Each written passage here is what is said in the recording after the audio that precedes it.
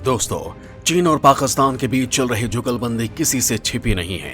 भारत को दो मोर्चों पर घेरने की कोशिश करने वाले ये दोनों देश कभी भी अपने इरादों में सफल नहीं हो पाए। पिछले 1.5 साल से भारत का चीन के साथ तनाव चल रहा है। वहीं चीन के फेंके हुए टुकड़ों पर पलने वाला पाकिस्तान भी उसका पिट्ठू बन चीन के ही नक्शे कदम पर चलता आया है। पाकिस्तान के सर पर चीन का हाथ है, लेकिन इसके बाद भी पाक अपनी किसी भी नापाक हरकत में कामयाब नहीं हो पाता है और इसके पीछे की वजह है मोदी सरकार। दरअसल पिछले 2 सालों में पीएम मोदी ने चीन और पाकिस्तान के दुनिया भर में एक ऐसा मोर्चा बना लिया है जिससे इन दोनों देशों की हेकड़ी निकल गई है और शायद इसी वजह से चीन के आजकल सुर बदले हुए हैं। तो वहीं पीएम मोदी के प्लान की वजह से पाकिस्तान भी अब भिखमंगा हो चुका है कि वही पाकिस्तान है जो कभी अमेरिका की गोद में बैठता था, लेकिन आज के समय में पाकिस्तान की हालत ये हो गई है कि अमेरिका ने उसे दूध में पड़ी मक्खी की तरह निकाल फेंका है।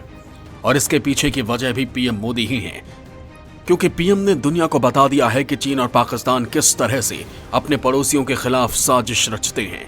आज के समय में चीन और पाकिस्तान से ज्यादा सम्मान भारत को दिया जाता है। पीएम मोदी अमेरिका या फिर किसी और देश की यात्रा पर जाते हैं तो उनका भव्य स्वागत किया जाता है, लेकिन चीन और पाकिस्तान के नेताओं का ऐसा स्वागत देखने को नहीं मिलता है। और अब पीएम मोदी की कूटनीतिक चालों का ही नतीजा है कि चीन और पाकिस्तान के सुर बदले हुए हैं। दरअसल चीन अपने पड़ोसियों को अपनी ताकत के दम पर धमकाता है।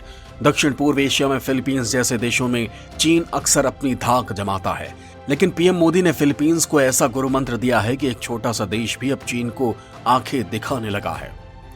और शायद इसी वजह से चीन ने अपने इरादों में बदलाव करने का फैसला लिया है। साथ ही उसने अपने तीखे तेवर बदलते हुए नरम रुख अपना लिया है। दोस्तों, इसके अलावा पाकिस्तान जो अब तक चीन के फेंके हुए टुकड़ों पर अपना देश चला रहा था और चीन के दम पर अमेरिका से टक्कर लेने की कोशिश कर रहा था, वही पाकिस्तान अब अमेरिका से गुहार लगा रहा है। आज के इस वीडियो में मैं आप लोगों को इन दोनों देश के बदले तेवर के बारे में ही बताने वाला हूँ कि कैसे पीएम मोदी की कूटनीतिक चालों ने चीन और पाकिस्तान की हेकड़ी निकाल दी है। इन सब के साथ मैं आपको फिलीपींस के बारे में भी बताऊंगा जो चीन के चंगुल से निकलकर अब भारत की शरण में आ गया है। तो दोस्तों, बने रहिए मेरे साथ और वीडियो को पूरा देखिएगा, तभी आपको पीएम मोदी के इस प्लान के बारे में बारीकी से समझ में आएगा। चीन का गुरूर हो गया है चूर चूर। पीएम मोदी की कूटनीतिक चालों में फंस गया चीन। दक्षिण पूर्व एशिया पर चीन के बदले सुर। दोस्तों, दक्षिण चीन सागर में चीन अपना दबदबा बनाने के लिए इस इलाके में मौजूद छोटे देशों पर अपनी धौंस जमाता आया है। दरअसल इस इलाके पर चीन कब्जे का प्लान बना रहा था, लेकिन अंतर्राष्ट्रीय दबाव और फिलीपींस जैसे छोटे देश ने चीन के आगे से इनकार के बाद अब इस इलाके को लेकर चीन के तेवर ढीले पड़ने लगे हैं। और इन ढीले पड़ते तेवरों का असर आप जिनपिंग के बयान से समझ सकते हैं, जिन्होंने आसियान देशों के बैठक में जो कहा उस पर किसी को यकीन तो नहीं हो रहा है, लेकिन फिर भी दक्षिण पूर्व एशिया को लेकर चीन का यह बयान बहुत कुछ कहता है। तो पहले जान लेते हैं कि आखिर जिनपिंग ने ऐसा क्या कहा। दरअसल आसियान देशों की बैठक में बोलते हुए जिनपिंग ने कहा कि चीन कभी भी दक्षिण पूर्व एशिया पर प्रभुत्व हासिल करने की कोशिश नहीं करेगा। इतना ही नहीं, चीनी राष्ट्रपति ने यहां तक दावा कर दिया है कि उनका देश छोटे पड़ोसी देशों के साथ दबंगई नहीं करेगा। चीन के सरकारी समाचार एजेंसी शिन्हुआ के मुताबिक शी ने कहा है कि चीन प्रभुत्ववाद और सत्ता की राजनीति का दृढ़ता से विरोध करता है और वो अपने पड़ोसियों के साथ दोस्ती के संबंध बनाए रखना चाहता है। दोस्तों, वैसे तो चीन की फितरत में धोखा है, उसकी किसी बात का विश्वास नहीं किया जा सकता, लेकिन फिर भी अगर जिनपिंग की बातों को सही माने तो आखिर चीन के इस बदले रुख के पीछे की वजह क्या है? क्या भारत ने ताकतवर देशों के साथ मिलकर चीन पर जो दबाव बनाया था वो अब काम आ रहा है? वैसे तो चीन की कथनी और करनी में जमीन आसमान का फर्क है और यह फर्क इस बयान में भी दिखता है, क्योंकि जिस दिन जिनपिंग ने यह बयान दिया है उसके ठीक 4 दिन पहले ही चीन ने अपने पड़ोसी देश पर दबंगई दिखाई थी। दरअसल 17 नवंबर को ही फिलीपींस ने चीनी तटरक्षक बलों पर विवादित दक्षिण चीन सागर में अपनी नौकाओं पर पानी की बौछार करने का आरोप लगाया था। समाचार एजेंसी एएफपी ने इसकी जानकारी दी थी। रिपोर्ट के अनुसार ये नौकाएं फिलीपींस के सैन्य कर्मियों के लिए सप्लाई करने का काम कर रही थी। इस हमले के बाद फिलीपींस की नौकाओं ने बीजिंग के जहाजों को पीछे हटने का आदेश दिया था। वहीं फिलीपींस के विदेश मंत्री तियोदोरो लोकसिन ने चीन की इस हरकत पर नाराजगी, निंदा और विरोध व्यक्त किया था। तो ये है चीन का असली रंग।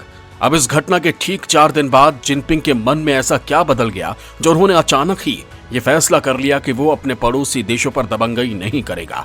दरअसल दक्षिण चीन सागर के क्षेत्रों को लेकर चीन और अमेरिका के साथ साथ कई देशों के बीच दशकों से विवाद है।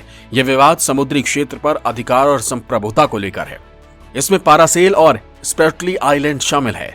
पारासेल और स्प्रेटली आइलैंड्स पर कई देशों ने अपना दावा किया है और कई देशों ने आंशिक रूप से इसे अपने अधिकार क्षेत्र का हिस्सा बताया है। ये करने के पीछे की वजह है इन आइलैंड पर छिपा खजाना। ये खजाना है तेल और गैस का भंडार, जिस पर हर कोई अपना कब्जा जमाना चाहता है। अब चीन इस इलाके में मौजूद देशों में सबसे ज्यादा ताकतवर है, तो वो कब्जे के लिए दूसरे देशों को धमकाता है। इसके अलावा यहाँ दर्जनों निर्जन चट्टानी इलाके, रेतीले तट, प्रवाल द्वीप हैं जो विवाद का कारण है। इसके अलावा यहाँ का समुद्री रास्ता भी व्यापार के लिहाज से बेहद महत्वपूर्ण है। दरअसल आसियान देशों की बैठक में जिनपिंग ने जो बयान दिया है उसके कई कूटनीतिक मायने निकलते हैं। इसके पीछे का सबसे बड़ा कारण है चीन से मिलने वाले देशों के साथ सीमा विवाद का मुद्दा। जिनपिंग के लिए सीमा विवाद को सुलझाना एक बड़ी चुनौती है। सीमा विवाद के चलते चीन के अधिकतर पड़ोसी मुल्कों के साथ तल्ख रिश्ते हैं, इसमें भारत भी शामिल है। इस समय सीमा विवाद से निपटना जिनपिंग का प्राथमिक एजेंडा है और अपने इसी एजेंडे पर चलते हुए वो अपने तेवरों को नरम कर रहे हैं। ऐसा भी हो सकता है कि जिनपिंग इसलिए भी ऐसा कर रहे हों क्योंकि उन पर दक्षिणी चीन सागर में दादागिरी को लेकर अंतर्राष्ट्रीय दबाव पड़ रहा है, या फिर यह भी हो सकता है कि फिलीपींस लगातार चीनी घुसपैठ का विरोध कर रहा है और इसके लिए उसे भारत का साथ भी मिल रहा है, क्योंकि फिलीपींस है तो चीन का पड़ोसी देश, लेकिन उसके संबंध भारत से काफी अच्छे हैं।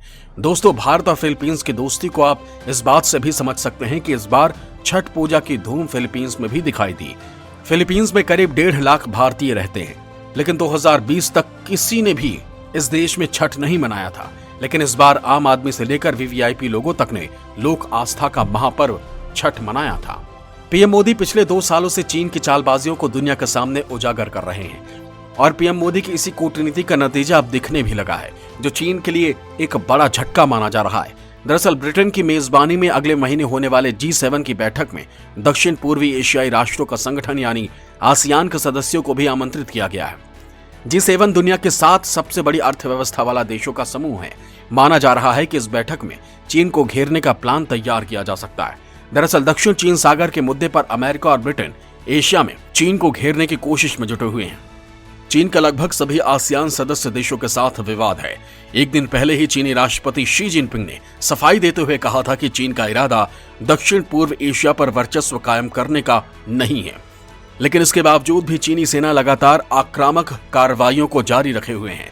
यही कारण है कि अमेरिका और ब्रिटेन ने दक्षिण चीन सागर और आसपास के इलाकों में अपनी नौसैनिक उपस्थिति को बढ़ा दिया है। वहीं G7 की बैठक में आसियान देशों को आमंत्रित करना अमेरिका और ब्रिटेन की एक सोची समझी चाल है, क्योंकि आसियान एशिया पैसिफिक क्षेत्र में व्यापार, राजनीति और सुरक्षा के मुद्दों को सीधे तौर पर प्रभावित करता है। इसके सदस्य देशों की कुल जनसंख्या भारत और चीन के बाद दुनिया में तीसरे नंबर पर है। इतना ही नहीं, आसियान दुनिया का तीसरा सबसे बड़ा बाजार भी है। ये इतना बड़ा है कि यूरोपीय संघ और अमेरिका का बाजार भी आसियान के आगे छोटा है।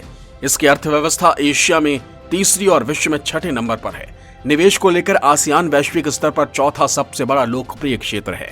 ऐसे में इन देशों से अमेरिका और ब्रिटेन को बड़ा बाजार भी मिल सकता है और साथ में इन इलाकों में चीन की दादागिरी भी कम हो सकेगी। और शायद चीन भी इस बात को जानता है और इसी वजह से शायद उसके तेवर बदल गए हैं।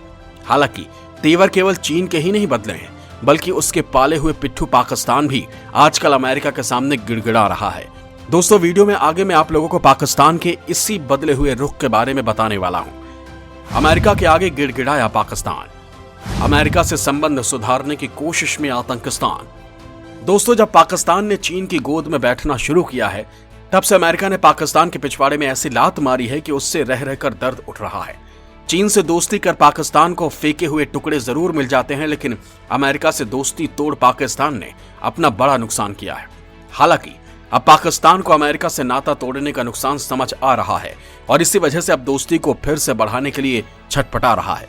पाकिस्तान आम भेजकर भी अमेरिका को मनाने की नाकाम कोशिश कर चुका है। अमेरिका से दोस्ती करने के लिए पाकिस्तान किस कदर बेचैन है, इस बात का अंदाजा इसी बात से लगा सकते हैं कि पाकिस्तानी विदेश मंत्री शाह महमूद कुरैशी लगातार अमेरिकी नेताओं से मुलाकात कर रहे हैं। लेकिन अमेरिका पाकिस्तान से इतना खफा है कि वह पाकिस्तान को फिर से गले नहीं लगाना चाहता। इन दोनों देशों के रिश्तों में खटास की वजह बना था अफगानिस्तान। अफगानिस्तान को लेकर दोनों देशों में विवाद इतना बढ़ गया था कि राष्ट्रपति बनने के बाद बाइडेन ने आज तक इमरान खान से बात तक नहीं की है। लेकिन वो कहावत है ना कि कोशिश करने वालों की हार नहीं होती। तो पाकिस्तान भी लगातार दोस्ती को फिर से मजबूत करने के लिए कोशिश में लगा है। पाकिस्तानी विदेश मंत्रालय की ओर से जारी एक बयान में कहा गया है कि कुरैशी ने पाकिस्तान की यात्रा पर आए अमेरिकी कांग्रेस के सदस्यों का स्वागत करते हुए कहा था कि पाकिस्तान अमेरिका के साथ अपने पुराने संबंधों को महत्व देता है और इस रिश्ते को और मजबूत और व्यापक बनाना चाहता है। हालांकि पाकिस्तान के लाख गुहार के बाद भी अमेरिका ने पाकिस्तान को घास नहीं डाली। दरअसल पाकिस्तान की इकोनॉमी इस वक्त गर्त में जा चुकी है और अब विदेशी निवेश की दरकार है, लेकिन पाकिस्तान की हालत ऐसी है कि वहां कोई देश निवेश करना नहीं चाहता है।